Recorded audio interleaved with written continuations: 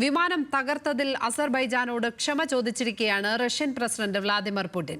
വിമാനം തകർന്നത് റഷ്യയുടെ വ്യോമ പ്രതിരോധ സംവിധാനത്തിന്റെ നീക്കത്തിലാണെന്ന് ക്രെംലിൻ സ്ഥിരീകരിച്ചിരുന്നു. ഇതിന് പിന്നാലെയാണ് റഷ്യൻ പ്രസിഡന്റ് ക്ഷമാപണം നടത്തുന്നത്. ഇപ്പോൾ ഇന്റർനാഷണൽ ഡെസ്കിൽ നിന്നും ബനീഷ ബാബു ചേരുകയാണ്. ബനീഷ, എന്തായാലും റഷ്യൻ പ്രസിഡന്റ് നേരിട്ട് അസർബൈജാനോട് ക്ഷമ ചോദിച്ചിരിക്കുന്നു. ഈ നീക്കത്തെ എങ്ങനെ വേണം വിലയിരുത്താൻ? ലക്ഷ്മി, കസാഖിസ്ഥാനിൽ അസർബൈജാൻ യാത്രാ വിമാനം തകർന്ന് 38 പേർ മരിച്ച സംഭവത്തിലാണ് ഒടുവിൽ പുടിൻ മാപ്പ് പറഞ്ഞിരിക്കുന്നത്.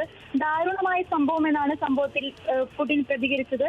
അടിയന്തര ലാൻഡിങ്ങിനിടെയാണ് വിമാനത്താവളത്തിന് സമീപം അസർബൈജാൻ എയർലൈൻസിന്റെ J28234 എന്ന യാത്രാ വിമാനം നിയന്ത്രണം തെറ്റി നിലം പതിക്കുകയും തീ പടർന്ന് വലിയൊരു അപകടത്തിലേക്ക് നീങ്ങിയത്.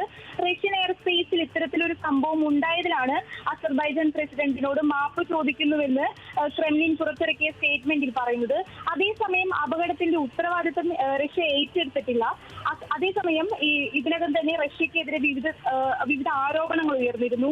അസർബൈജാൻ എയർലൈൻസിന്റെ പ്രാഥമിക റിപ്പോർട്ട് പ്രകാരം അപകടത്തിൽ ബാഹ്യ ഇടപെടലുകൾ ഉണ്ടെന്ന തരത്തിലുള്ള റിപ്പോർട്ടുകളും പുറത്തു വന്നിട്ടുണ്ട്.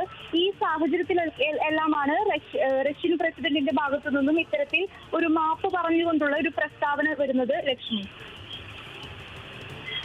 ഇന്റർനാഷണൽ ഡെസ്കിൽ നിന്നും ബനീഷ ബാബുവാണ് വിശദാംശങ്ങൾ പങ്കുവച്ചത്.